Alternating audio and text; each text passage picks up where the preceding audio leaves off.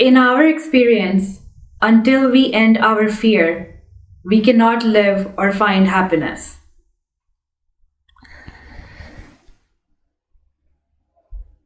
I like beginning from saying, in our experience.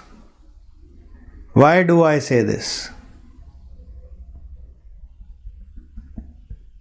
Reality means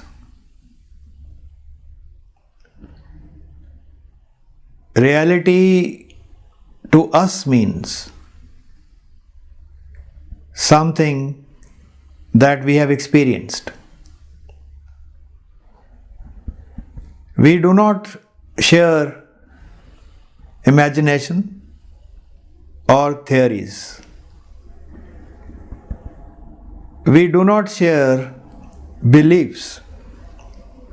So I will continue to say, in our experience, again and again, to emphasize the point. I want to tell you the main block to living and finding happiness. The main block is fear. Fear does not let us live. And if we cannot live a life of freedom from fear, how can we be happy?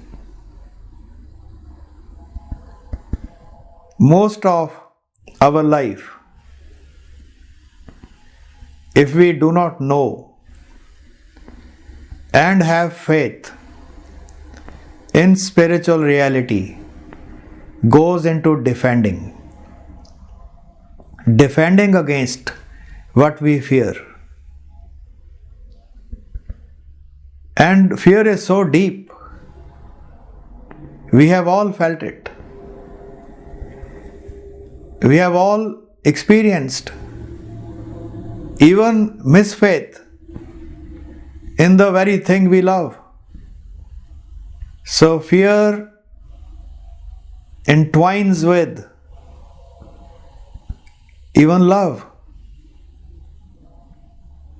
So fear has to be dealt with, first of all. We have to become free of fear. Then life liberates. Then relationship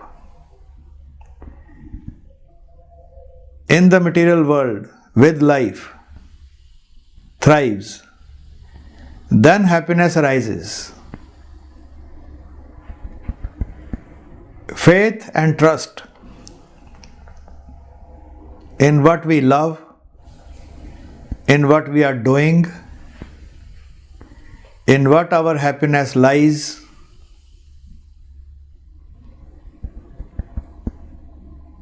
can only be found after we know spiritual reality, accept it, and learn to trust it.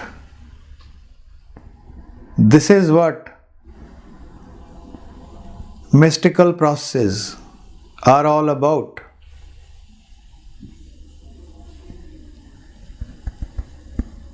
But whatever way we look at it, we have to end our fear. And there is only one way to end fear. Faith. Faith in what? Faith in God. Faith in the Supreme Being. Faith in the Supreme Reality. Faith in the spiritual reality of our being.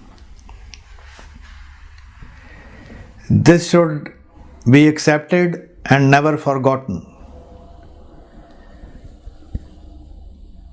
And haven't we already tried to end fear by creating structures to defend? And haven't we experienced they never work? Even if you closet yourselves in a room, build high walls, create defenses against all dangers that you can think of, fear continues. You might be sitting in a fort defended by thousands of armed guards. But let's think of a situation. Sitting physically so well defended, your heart misses a beat. You will panic. What if I die? So understand it clearly. Fear is not only about dangers from outside. Fear also arises about things happening within us. A lot of fears that we experience have no known cause. The other thing is, outer fears are a projection, are a reflection of our inner fears. If we are untrusting, mistrusting, have no faith in spiritual reality and God, there is no way, no known way, and it will never arise in the material world, regardless how materially powerful, how intelligent, how scientific, how much capable we become, how much engineering we develop, how many devices to read dangers in advance we create.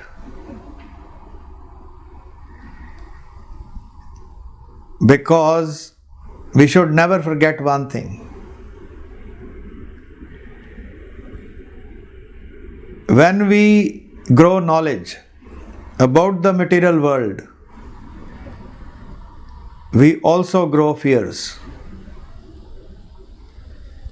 In the olden days, when people were ignorant, uneducated, they could know very little.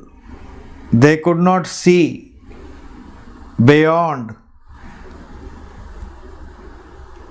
what their eye could see, what their eyes could see, what was in the surroundings, immediate surroundings.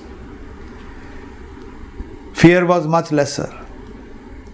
Fear was real. Wild animals would attack. People would be affected by forces of nature. So only such things caused fear.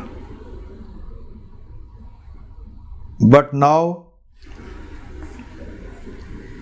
we feel very good. We have grown knowledge, and I am not against knowledge. But what I am saying is, in addition to knowledge, we need faith. The need for faith has grown many times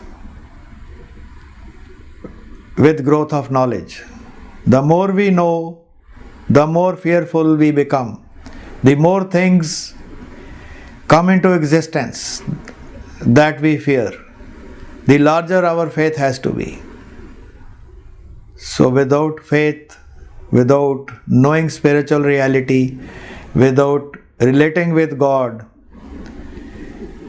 fear cannot end, and without ending fear, we cannot live.